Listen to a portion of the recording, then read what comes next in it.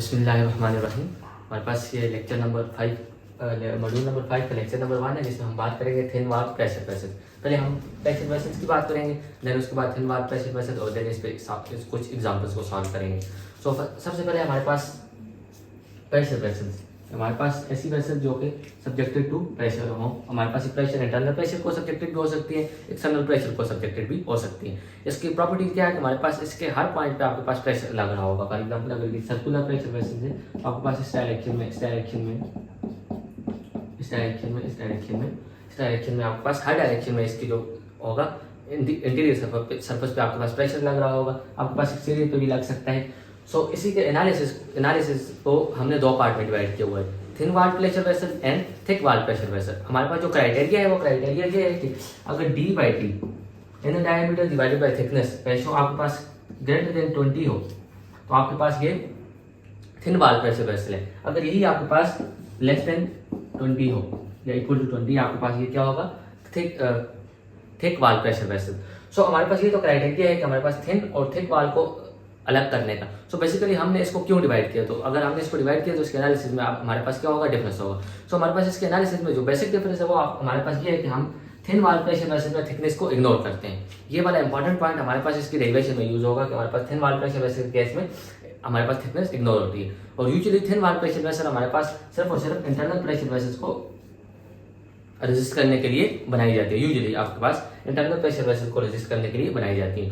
अगर हम इनमें स्ट्रेसेस की बात करें तो हमारे पास 3 तरह के स्ट्रेसेस होते हैं प्रेशर वेसल में, लॉन्गिट्यूडनल स्ट्रेसेस, सर्कमफ्रेंशियल स्ट्रेसेस और टेंजेंशियल स्ट्रेसेस, या इसके अलावा इनको एक आपके पास रेडियल स्ट्रेसेस भी होते हैं। और थिन वाल के केस में हमारे पास रेडियल स्ट्रेसेस नेग्लिजिबली स्मॉल होते हैं, ऑलमोस्ट इक्वल टू 0, और लॉन्गिट्यूडनल स्ट्रेसेस जो हमारे पास लॉन्गिट्यूडनल डायरेक्शन में आ जाए। फॉर एग्जांपल आपके पास इस केस में ये क्या है, लॉन्गिट्यूडनल डायरेक्शन है, इस केस में आपके पास स्ट्रेसेस 0 होंगे। फॉर एग्जांपल ये आपके पास प्रेशर वेसल,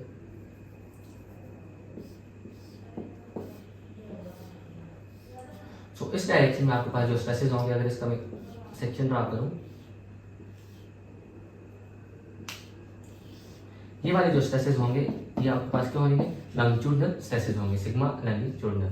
इस डायरेक्शन में आपके पास सिग्मा लॉन्गिट्यूडनल डायरेक्शन में ये वाले स्ट्रेसेस फाइंड करने के लिए हमें लॉन्गिट्यूडनल कट लेना होगा, ऐसा कट जो इसको 2 ऐसे पार्ट्स में डिवाइड करे जिससे हमारे पास सिग्मा लॉन्गिट्यूडनल हमें मिल जाए। ये आपके पास बेसिक पॉइंट है कि आपने कट किस तरह लेना है। आपके पास यूजुअली इन पे डायरेक्ट फार्मूला नहीं लिखते जो कि हम डिराइव करेंगे PD/40 या PD/2T, वो आपके पास सिंपल केसेस में जब सिंपल सर्कुलर वेसल जो कि अक्सर नहीं होती। देन इसके अलावा सर्कमफ्रेंशियल स्ट्रेसेस, अगर आपके पास इसकी सर्कमफ्रेंस पे जो टेंजेंशियल टू द सरफेस आपके पास जो स्ट्रेसेस होंगे, फॉर एग्जांपल इसको मैं इस तरह कट करता हूं तो ये मेरे पास कुछ इस तरह बन जाएगी।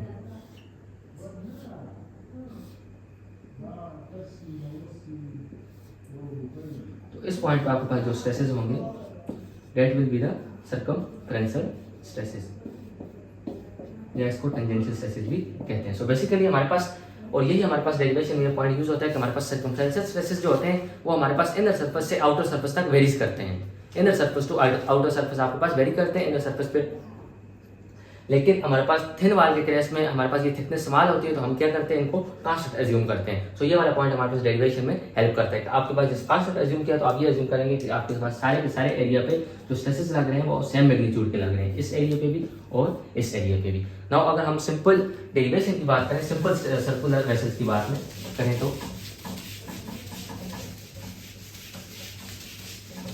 तो हमारे पास प्रेशर वेसल एज्यूम कर देते हैं subjected to only internal pressure.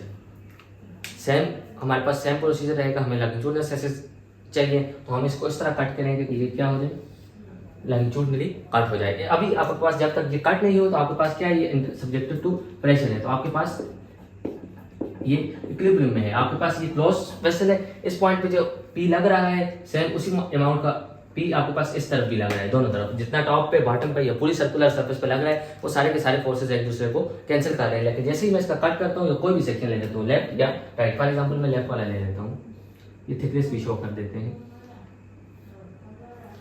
तो अब आपके पास ये वाली जो फोर्सेस हैं आपके पास ये जो अप लग रही हैं और डाउन लग रही हैं, ये तो आपस में क्या हो जाएंगी, बैलेंस हो जाएंगी। लेकिन ये वाली फोर्सेस जो कि आपके पास इस के सर्कुलर पार्ट पे सामने जो ये वाला होगा इस पार्ट पे लग रही थी, ये आपके पास अनबैलेंस हो जाएगी। पहले ये वाली फोर्सेस आपके पास किसके साथ बैलेंस हो रही थी, इस तरफ जो आपके पास इस पार्ट पे लग रहा था, और अब ये वाली फोर्सेस क्या हो जाएगी, हमारे पास अनबैलेंस हो जाएगी। तो वो हमारे पास बैलेंस हो जाएगी किससे, सिग्मा लैंगिट्यूडनल से।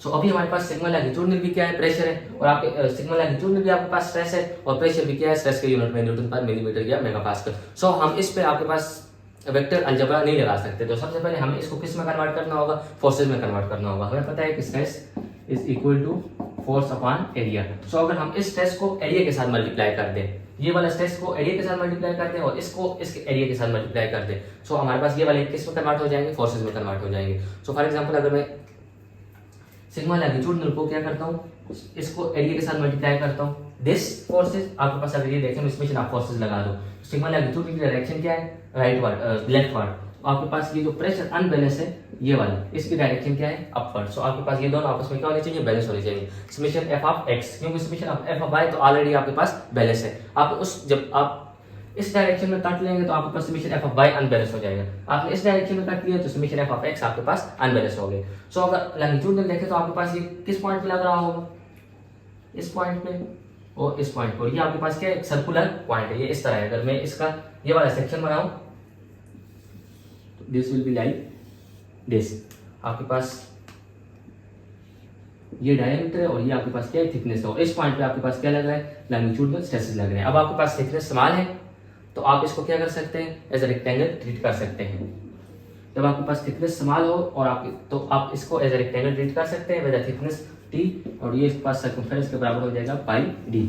सो आपके पास सिग्मा लैंगिट्यूडनल जिस एरिया पे लग रहा है, सिग्मा लैंगिट्यूडनल जिस एरिया पे लग रहा है वो आपके पास क्या है, पाई डी इंटू टी। सेम आपके पास प्रेशर पी नॉट जिस एरिया पे लग रहा है उसको भी हमने फोर्स में कन्वर्ट करना है। सो पी नॉट आपके पास क्या लगेगा, इसके इंटीरियर पे जो एरिया होगा। फॉर एग्जांपल अगर इस सेक्शन में बात करें तो आपके पास पी नॉट इस एरिया पे लगेगा, या आप एज्यूम कर सकते हैं। फॉर एग्जांपल आपके पास ये थिकनेस है तो आपके पास पी नॉट क्या लग रहा होगा, इसके सामने वाला जो सर्कुलर एरिया होगा ये वाला, इस पे आपके पास पी नॉट लग रहा होगा। इस कैप की बात करें तो आपके पास ये वाला जो होगा इसके इस नोक पे आपके पास क्या लग रहा होगा, पी नॉट, लेकिन इंटीरियर सरफेस से। और आपके पास ये जो मार्कर की निप है आपके पास, ये निप टाइप, इस निप से आपके पास क्या लग रहा है, सिग्मा लैंगिट्यूडनल लग रहा है, क्योंकि हमने इसको कट किया हुआ है। सो निप का जो डायमीटर मल्टीप्लाई बाय थिकनेस, और उसके लिए आपके पास सिर्फ सिंपल सर्कुलर एरिया यूज हो जाएगा, pi D square divided by 4। Now pi pi के साथ कैंसिल हो जाएगा, डी डी के साथ कैंसिल हो जाएगा। अगर इधर से सिग्मा लैंगिट्यूडनल की बात करें तो that will be equal to P not into D divided by 4t। आपको ये फार्मूला याद रखने की जरूरत नहीं है, ये जस्ट बहुत ही सिंपल केसेस में यूज होता है। जस्ट आपको ये प्रोसीजर याद रखने की जरूरत है कि हमारे पास ये हमने डिराइव किस तरह किए। बेसिकली हमारे पास जब भी लैंगिट्यूडनल स्ट्रेसेस चाहिए होंगे किसी भी पॉइंट पे, हम लैंगिट्यूडनली उसको कट कर देंगे। उसको कट करने के बाद लैंगिट्यूडनल स्ट्रेसेस को वो जिस एरिया पे लग रहे हैं, ये लैंगिट्यूडनल स्ट्रेस किस एरिया पे लग रहा था, पाई डी टी। अगर आप देखें तो इस एरिया पे लग रहा था। अगर आप इसको सर्कुलरली एज्यूम कर सके तो आपको ये बनाने की जरूरत नहीं है। तो this is acting on pi D into T. और आपके पास जो पी नॉट था ये किस एरिया पे लग रहा था, जो कि अनबैलेंस था, तो वो आपके पास किस पे लग रहा था, सर्कल इंटीरियर सर्कल पे लग रहा था, पाई डी स्क्वायर बाय 4। तो यहाँ से आपके पास sigma longitudinal is equal to P not D divided by 4d। Same हमारे पास सेम प्रोसीजर किसके लिए रहेगा, सिग्मा टेंजेंशियल या सिग्मा सर्कमफ्रेंशियल। हम ऐसा काट लेंगे जिससे आपके पास सिग्मा टेंजेंशियल आपके पास अनबैलेंस हो जाए या सिग्मा टेंजेंशियल इक्वेशन में इन्वॉल्व हो जाए, देन हम उसको बैलेंस कर देंगे। सो उस केस में मैं क्या करता हूँ, ये इस डायरेक्शन में क्या कर देता हूँ, कट ले देता हूँ। सो आपके पास ये sorry this is like this, आपके पास ये क्या हो जाएगा, दिस इज लाइक दिस, आपके पास ये अनबैलेंस हो जाएगा। सेम यही केस आपके पास इस तरफ भी होगा।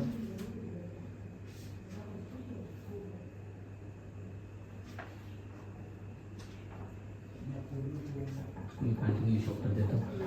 सो आपके पास अब इस पॉइंट पे आपके पास जो प्रेशर है डाउनवर्ड लग रहा होगा, या हर डायरेक्शन में आपके पास प्रेशर लग रहा होगा, और इस पॉइंट पे आपके पास क्या हो जाएगा, सिग्मा सर्कमफ्रेंशियल आपके पास इस थिकनेस पे।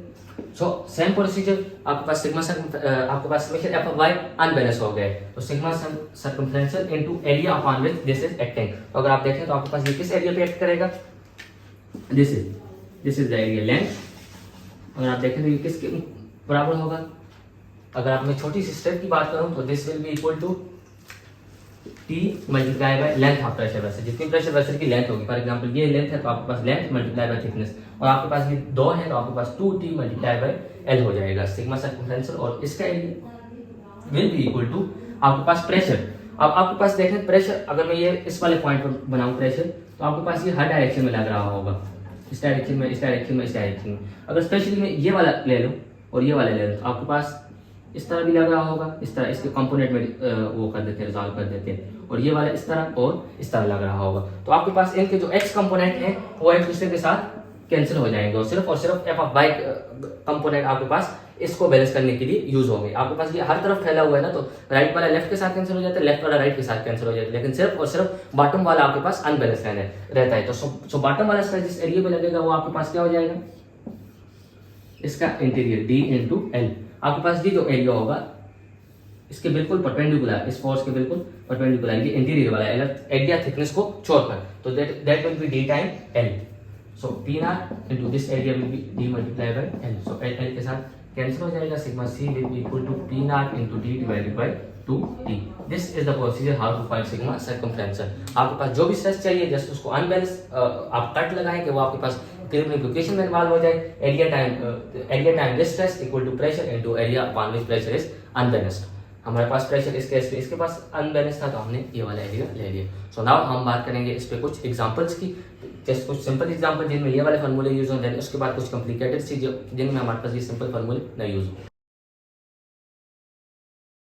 पास first example on thin wall pressure vessels. हमारे पास ये प्रेशर वेसल दी हुई है, इस पॉइंट पे हमारे पास इसको बट जॉइंट से कनेक्ट किया हुआ है। बट जॉइंट मतलब दोनों साइड पे क्या लगाई हुई, प्लेट लगाई हुई। हमारे पास इसकी थिकनेस भी, जो कि हमारे पास प्रेशर वेसल है, इसकी थिकनेस भी 8 मिलीमीटर है गिवन है, और जो हमारे पास जॉइंट के लिए प्लेट्स यूज की गई हैं उनकी थिकनेस भी 8 मिलीमीटर है। इन तीनों की थिकनेस आपके पास टोटल मिला के 24 मिलीमीटर है। हमारे पास बोल्ट का डायमीटर दिया हुआ है 10 मिलीमीटर और बोल्ट की स्पेसिंग दी हुई है 50 मिलीमीटर। इसके अलावा हमारे पास internal pressure 1.35 megapascal, internal radius दिया हुआ है 750 मिलीमीटर। ना डायमीटर हमें रेडियस दिया हुआ है 750 मिलीमीटर। हमने पहला पार्ट हमारे पास ये है कि सर्कमफ्रेंशियल स्ट्रेसेस फाइंड करने अदर देन दिस पार्ट। हमारे पास इस पार्ट को छोड़ के किसी भी जगह पे, फॉर एग्जांपल मैं इस जगह पे या इस जगह पे, इसके अलावा किसी भी जगह पे सर्कमफ्रेंशियल स्ट्रेसेस फाइंड करने इस प्लेट वाली जगह पे छोड़ के, क्योंकि इस प्लेट वाली जगह पे आपके पास डायमीटर चेंज होगा। सो वो कहते हैं कि 750 वाला डायमीटर यूज करके सर्कमफ्रेंशियल स्ट्रेसेस फाइंड करते हैं। देन उसके बाद आपके पास फाइंड करना है circumferential stresses eight upper plate. हमारे पास ऊपर वाली प्लेट पे हमने सर्कमफ्रेंशियल स्ट्रेसेस फाइंड करने हैं, लेकिन इस पे भी एक कंडीशन है कि उसने कहा अलोंग द लाइन ए पे फाइंड करने हैं। जिस लाइन पे आपके पास बोल्ट लगे हुए हैं इसी लाइन पे आपने क्या करना है, इस स्ट्रेसेस को फाइंड करना है। और ये वाली जो लाइन है ये बोल्ट के सेंटर से जाती है, centre line of the bolt है, और बोल्ट की स्पेसिंग भी दी हुई है 50 मिलीमीटर। और इसके अलावा थर्ड पार्ट ये है कि हमारे पास शेयर स्ट्रेस जो बोल्ट में प्रोड्यूस होता है वो हमने फाइंड करना है। सो सबसे पहले फर्स्ट पार्ट से स्टार्ट लेते हैं, सर्कमफ्रेंशियल स्ट्रेसेस किसी भी जगह पे फाइंड करें, तो वो हमारे पास सिंपल है। अभी हमने उसका फॉर्मूला दिया है कि P D divided by 2t। Just values put करनी है। 1.35 मेगापास्कल डायमीटर आपके पास क्या हो जाएगा, 750 है तो आपके पास 1500 millimetre, and then 2 multiply by 8। आपके पास थिकनेस कितनी है, 8 मिलीमीटर है, और दिस 2 इज आप फार्मूला, तो आपके पास 126.56 मेगापास्कल। जिस पहला पार्ट तो बिल्कुल आसान था, P D divided by 2t 126.56 megapascal. Now हमारे पास एक तो अपर प्लेट में स्ट्रेसेस फाइंड करने हैं, दूसरा हमने along the centre line A find करने हैं। सो सेम प्रोसीजर रहेगा, हम कट लेंगे और एरिया को बराबर कर देंगे, स्ट्रेस इनटू एरिया। सो अगर इसको मैं ड्रा करूं यहाँ पे, तो आपके पास ये सेंटर प्लेट आ गई, देन आपके पास ये दूसरी दो प्लेट्स आ गई। लेट्स एज्यूम ये आपके पास सेंटर प्लेट है और ये आपके पास दूसरी प्लेट है, और ये आपके पास वो वाली लाइन है जहाँ पे आपके पास बोल्ट वो करते हैं। इस पॉइंट इस तरफ आपके पास जो स्ट्रेसेस लग रहे हैं वो आपके पास कौन से होंगे, सिग्मा सर्कमफ्रेंशियल जो हमने फाइंड किए, क्योंकि ये आपके पास इस पॉइंट से बाहर आ रहा है, इस बोल्ट से बाहर आ रहा है, तो उसके पास इस पे स्ट्रेसेस लग रहे होंगे 126.56 मेगापास्कल। अब इन दो पे जस्ट स्ट्रेसेस हमारे पास किस पॉइंट पे, अलोंग द सेंटर लाइन ए, मतलब हमारे पास इस पे जो स्ट्रेसेस हमने फाइंड करने हैं, जिसमें अभी ड्रा कर लेते हैं, फिर इसको दूसरे सेक्शन में शो करते हैं, वो आपके पास यहाँ पे आ जाएंगे। सिग्मा सी डैश में इनको दे दो, sigma C dash and sigma C dash. So now हमारे पास सिग्मा सी के लिए आपके पास जो एरिया यूज होगा वो मैं क्या करता हूँ, मैं इसका कुछ भी पार्ट ले सकते हैं आप, 100 मिलीमीटर, 200 मिलीमीटर, 300 मिलीमीटर, कैलकुलेशन आपके पास सेम रहेगी। सो मैं इसकी जो लेंथ यूज करता हूँ वो मैं यूज करता हूँ 50 मिलीमीटर कि हमारे पास इसकी जो विड्थ यूज होगी वो कितनी होगी, 50 मिलीमीटर। सो इसका अगर मैं सेक्शन ड्रा करूँ, ये वाला इस तरफ वाला section, this will look like this 50 millimetre, और इसकी थिकनेस क्या है 8 मिलीमीटर, ये वाला जो है हमारे पास। इस केस में अगर मैं यहाँ पे ड्रा करूँ तो मैंने जो स्ट्रेस दिया है वो मैंने ये वाला पार्ट लिया है। आपके पास 50 मिलीमीटर आपके पास इसकी विड्थ है और 8 मिलीमीटर इसकी थिकनेस है। सो इसका ये वाला एरिया आपके पास आ जाएगा 50 into 8, sigma C 50 multiply by 8, ये आपके पास क्या हो जाएगा, इसका एरिया हो जाएगा। देन आपके पास 2 time of sigma C dash और देन इसका एरिया। सो हमारे पास इसके एरिया में थोड़ा सा ट्विस्ट है, अगर उसने सेंटर लाइन ए के अलावा कहा होता तो आपके पास एरिया क्या होता। फॉर एग्जांपल वो कहता है इस लाइन पे स्ट्रेस फाइंड करो, तो उसका एरिया भी आपके पास इसके साथ सेम रहता है क्योंकि थिकनेस भी सेम है और विड्थ भी हमने सेम ली हुई है। फॉर एग्जांपल ये अगर इस तरह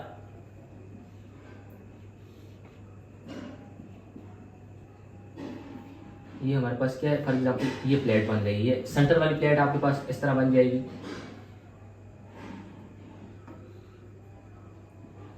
और हमने जो एरिया यूज करना है जिसपे सर्कमफ्रेंशियल स्ट्रेसेस लग रहे हैं तो वो हमारे पास कौन सा था, ये वाला एरिया था, ये वाला एरिया हमने यूज किया था। अगर आप इसको इमेजिन करते हैं तो जस्ट इनसाइड द बोर्ड आपके पास ये वाला फेस, अभी इस जगह पे आपके पास जो फेस नजर आ रहा है वो ये वाला फेस है, इस डायरेक्शन में आपके पास क्या लग रहे थे, सिग्मा सर्कमफ्रेंशियल लग रहे थे। लेकिन यही प्लेट अगर मैं किसके लिए बनाऊं, सेम प्लेट 8 मिलीमीटर थिकनेस और 50 मिलीमीटर ब्रेड्थ, अगर मैं इस अपर प्लेट को बनाऊं तो उसमें आपके पास एक छोटा सा ट्विस्ट है कि उसमें क्या लगे हुए हैं, बोल्ट लगे हुए हैं, और बोल्ट की स्पेसिंग आपके पास कितनी है, 50 मिलीमीटर है इस सेंटर लाइन से सेंटर लाइन तक। सो फॉर एग्जांपल अगर आप 50 मिलीमीटर ले रहे हैं तो इसका मतलब आधा बोल्ट इसमें आ जाएगा, आधा बोल्ट इसमें आ जाएगा। अगर आप 100 मिलीमीटर ले रहे हैं तो आपके पास सेम 2 बोल्ट आ जाएंगे, आधा ये और आधा ये आ जाएगा। अगर आप 200 मिलीमीटर ले रहे हैं तो उस हिसाब से आपके पास इसमें बोल्ट आते जाएंगे। मैंने 50 मिलीमीटर लिया तो मेरे पास एक बोल्ट इसमें आ रहा है। सो हमने जो स्ट्रेस फाइंड करने हैं अलोंग दिस लाइन फाइंड करने हैं, उसने कहा हुआ है अलोंग लाइन ए ए। सो अगर ए ए पे इसके एरिया की बात करें, सो ए ए पे इसके एरिया की बात करें, थिकनेस तो हमारे पास सेम रहेगी 50 मिलीमीटर, सॉरी 8 मिलीमीटर। एंड अगर इसकी विड्थ की बात करें तो विड्थ हमारे पास क्या हो जाएगी, चेंज हो जाएगी ड्यू टू दिस बोल्ट्स, क्योंकि यहाँ पे आपके पास क्या आ जाएगा, बोल्ट्स का एरिया आ जाएगा। बोल्ट का डायमीटर कितना है 10 मिलीमीटर, सो 5 मिलीमीटर यहाँ पे, 5 मिलीमीटर यहाँ पे, तो अब आपके पास थिकनेस क्या हो जाएगी, रिड्यूस हो जाएगी टू 40 मिलीमीटर। मैं इसको अगेन रिपीट करता हूँ कि हमारे पास अगर ये ए के अलावा किसी भी पॉइंट पे कहता है तो हमारे पास इसका एरिया होता है 50 मल्टीप्लाई बाई 8 मिलीमीटर। नाउ इसने कहा है ए लाइन पे फाइंड करना, ए लाइन पे आपके पास क्या एग्जिस्ट कर रहे हैं, बोल्ट्स लगे हुए हैं 10 मिलीमीटर, तो उसकी वजह से जब भी आप सेक्शन लेंगे तो आपका एरिया ऊपर वाली या इनर प्लेट से आपके पास कम आएगा, क्योंकि इनर प्लेट पे आपने ये वाली जगह पे आपने स्ट्रेसेस फाइंड किए हुए हैं, ये इस पॉइंट पे शो, लेकिन आउटर जो आपके पास अपर प्लेट पे फाइंड कर रहे हैं वो along the line A find कर रहे हैं। सो उस केस में आपके पास इसका एरिया चेंज होगा बोल्ट के डायमीटर के अकॉर्डिंग। इस केस में आपके पास 10 कम हो जाएगा, यानी कि 2 टाइम ऑफ सी, और एरिया क्या हो जाएगा 8 मल्टीप्लाई बाई 40। 2 इसलिए कि आपके पास ये दो हैं, ऊपर वाली प्लेट और फिर बॉटम वाली प्लेट भी। सो आपके पास ये कैंसिल हो जाएंगे, यहां से आपके पास sigma C will be equal to 79.1 mega pascal. So हमारे पास क्वेश्चन 80% तक हल हो गया। हमने जो sigma C at upper plate find करना था, that will be equal to 79.1 mega pascal. Now हमारे पास शियर स्ट्रेसेस इन बोल्ट चाहिए, तो हमारे पास हमें फार्मूला पता है कि टा equal to force in bolt divided by area in bolt. अगर डायमीटर दिया हुआ तो हम एरिया इन बोल्ट फाइंड कर सकते हैं। नाउ हमारे पास सिर्फ और सिर्फ एक चीज है कि क्या, stress in bolt, force of bolt find करना। सो फोर्स ऑफ बोल्ट के लिए आपके पास 2-3 प्रोसीजर है। फर्स्ट आप अगर ये वाला जो है आपके पास बोल्ट लिए, for example this is a bolt, आपके पास ये जो बोल्ट लगा हुआ है वो आपके पास ये लगा हुआ है।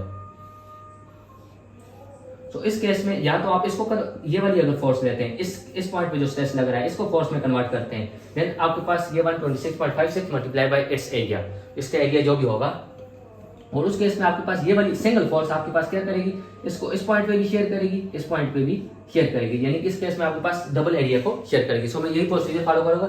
ये वाली जो फोर्स है 126.56 मेगापास्कल, इसको स्ट्रेस है, इसको फोर्स में कन्वर्ट करना है। आपके पास यही बोल्ट, आपके पास यही फोर्स आपके पास बोल्ट को क्या करेगी, शेयर करेगी 2 पॉइंट पे। सो आपके पास एरिया क्या हो जाएगा, डबल हो जाएगा।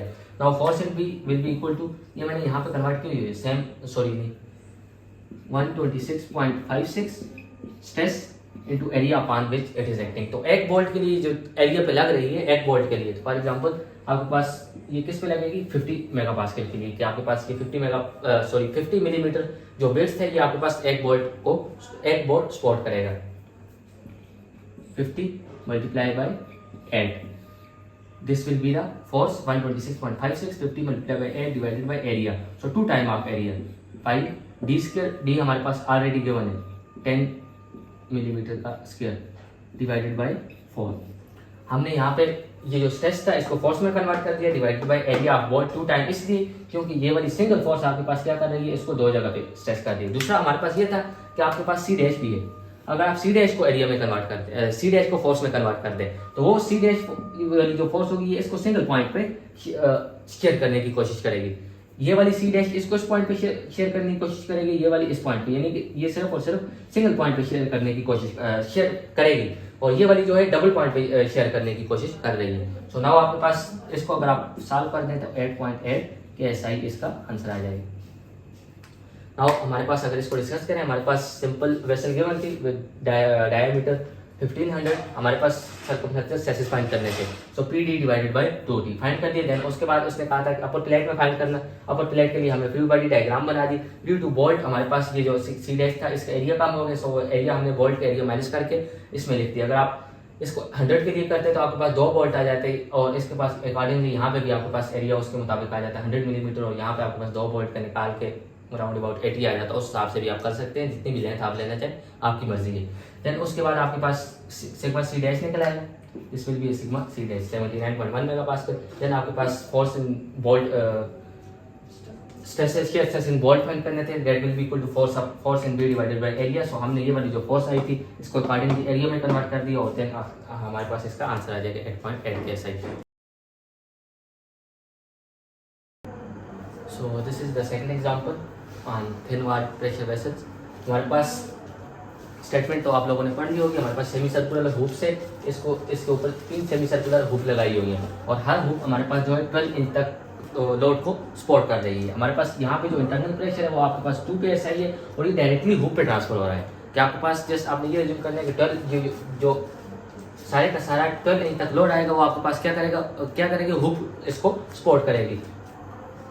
Hoop support the loading of 12 inches, मतलब 12 इंचेस तक ये वाली हुप इस लोडिंग को सपोर्ट करेगी, एंड देन ये इसको सपोर्ट करेगी और ये इसको, और सब एरिया आपके पास कितने का करेगी 12 इंचेस का करेगी। हमने क्या करना है कि हमने stresses and A B find करना है, टेंसाइल स्ट्रेसेस। आपके पास ये हुप कर रहे इंटरनल प्रेशर ये एक्सपेंड होने की कोशिश करेगी, तो उसकी वजह से यहाँ पे जो स्ट्रेसेस आएंगे वो टेंसाइल स्ट्रेसेस आएंगे, and the load is transmitted directly to the hoop. Diameter हमें गिवन है 0.25 इंचेस, किसका, इस बोल्ट का।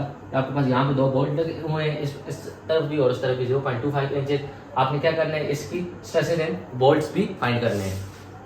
सो सेम प्रोसीजर रहेगा, हमें जस्ट कट करना है एक जिसमें आपके पास ए भी आ जाए और वो वाला एरिया आ जाए जो वो लोड को सपोर्ट करती है। तो फॉर एग्जांपल मैं ये वाला कट ले रहे तो इधर से या इधर से कहीं से भी किसी भी तरह आपके पास सर्कुलर आएगा, आप जिस तरफ से भी ले लें तो आपके पास सेम आएगा। सो अगर इसका मैं सेक्शन ड्रा करूँ, आपके पास ये कुछ इस तरह का बन जाएगा।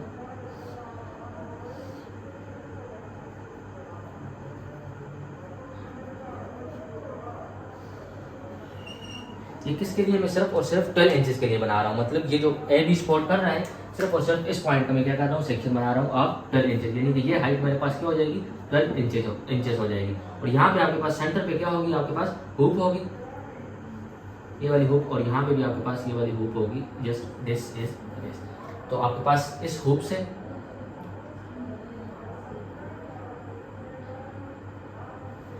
आपके पास जस्ट इससे आपके पास क्या हो जाएगा, आपके पास हर तरफ प्रेशर लग रहा है, इससे आपके पास प्रेशर का कौन सा कंपोनेंट, आपके पास फॉर एग्जांपल ये z डायरेक्शन है, तो आपके पास हुप की जो स्ट्रेसेस होंगे in the direction of z होंगे। आपके पास इस पॉइंट पे हुप के स्ट्रेसेस होंगे दैट इज सिग्मा हुप, और इस पॉइंट पे सिग्मा हुप, और हुप का हमारे पास इसको हुप के एरिया के साथ मल्टीप्लाई करेंगे तो हमारे पास सिग्मा हुप के स्ट्रेसेस आ जाएंगे। हुप का एरिया हमें कहाँ से पता चलेगा, तो उसके लिए हमें इसकी थिकनेस भी दी हुई है, विड्थ भी दी हुई है, thickness 0.5 and width is 2 inches.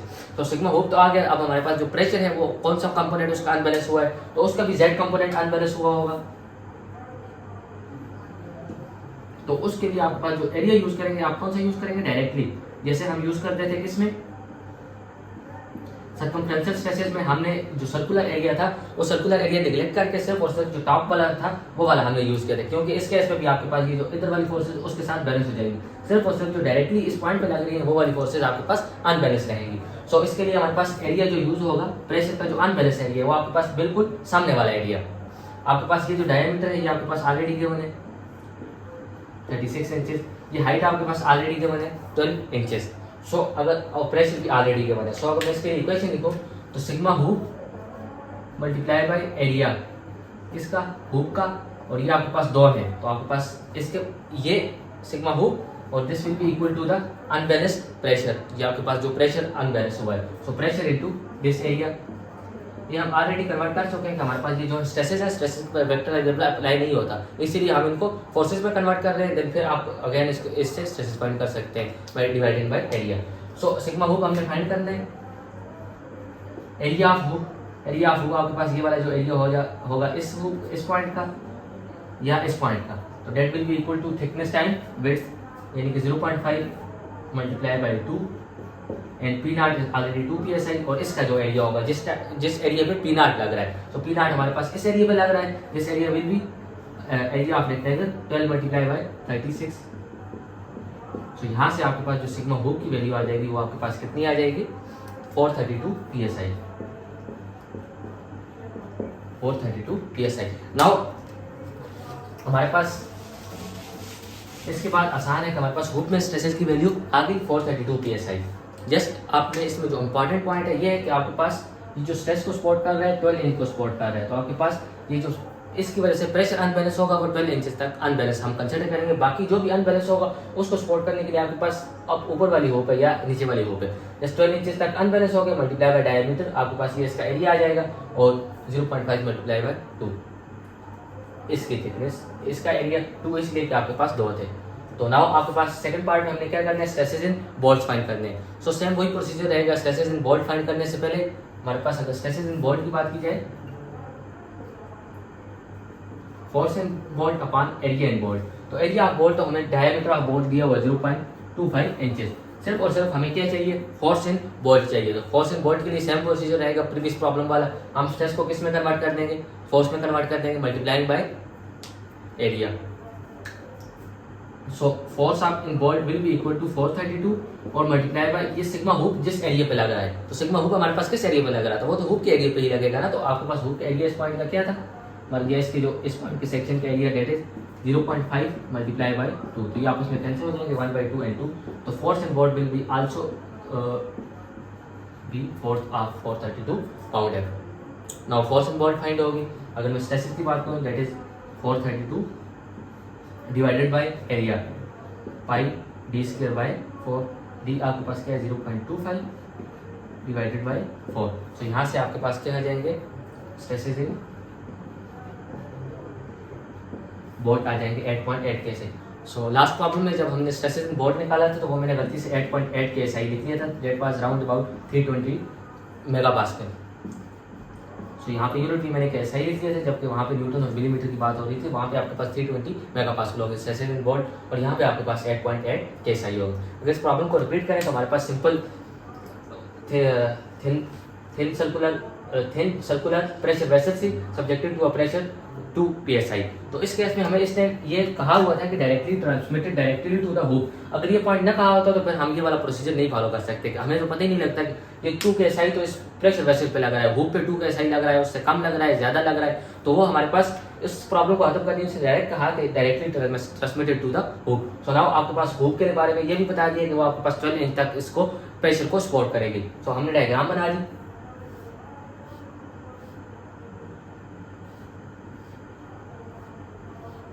तो इस केस में आपके पास 12 inch diameter 12 inch height 36 inch diameter, और आपके पास जो P nought multiply by area perpendicular to the P nought, so आपके पास ये वाला एरिया पी नॉट के साथ मल्टीप्लाई होगा, और हुप के लिए आपके पास ये वाला एरिया ये और ये हुप का जो अपना एरिया होगा this will be the area of hoop और मल्टीप्लाई बाय दिस। सो इसको बैलेंस करके हमने क्या निकाल लिया हुप स्ट्रेसेस इन हुप निकाल दिए, देन आपके पास शियर फोर्स हमने स्ट्रेसेस इन बोल्ट निकालने थे, उसके लिए हमने फोर्स इन बोल्ट मल्टीप्लाई कर दी, area multiply by stress multiply by area, तो नाउ फोर्स फाइंड करते हुए इसको बोल्ट एरिया में डिवाइड कर दिया, तो हमारे पास स्ट्रेसेस इन बोल्ट आ गए। और उसके बाद हम एक सिंपल एक और प्रॉब्लम करते हैं इन थिन वॉल प्रेशर वेसल।